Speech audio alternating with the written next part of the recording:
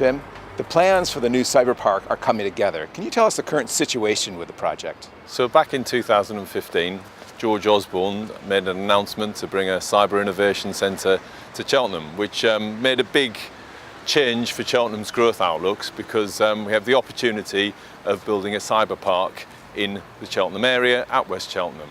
So at the moment we are currently trying to bring that forward with a number of key partners to deliver a cyber innovation centre, not just for businesses but for a whole community at West Cheltenham. What will the cyber park consist of, and who are the key players?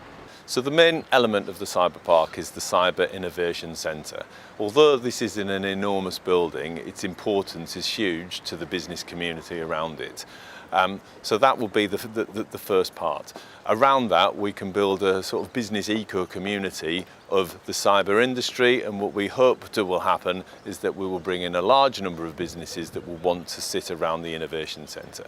The importance for the bigger, the wider urban extension is that instead of just having a business park, some open space and a housing estate, we want to try and integrate those uses together to make it something of international acclaim. The main organisation at the moment involved in this will be GCHQ, because they will be the sponsors and deliverers of the innovation centre. However, the growth and all the other buildings around that are really important. So people like DCMS, which is government department, are very keen to help us move this forward, as are a number of other government departments, including Homes England. Obviously we're going to be building houses around this, and also people like the County Council, because this also fits into the vision for 2050, and they're also the Highways Authority.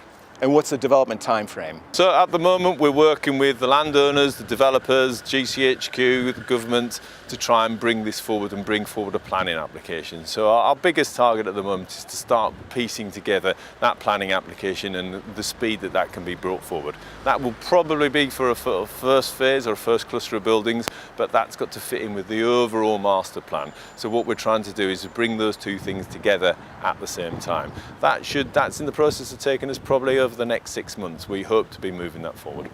And what will be the benefits to the business and local community? This is backs onto one of the areas which is one of our more deprived areas of Cheltenham. It's something which could really be helped with investment. So we see that having this scheme on the doorstep of West Cheltenham is really, really helpful and could have a transformational impact on that part of Cheltenham.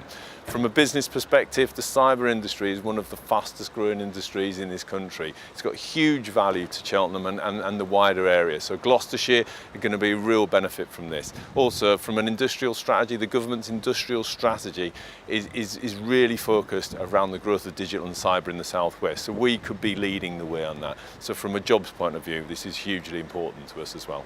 And how can businesses find out more about the cyber park?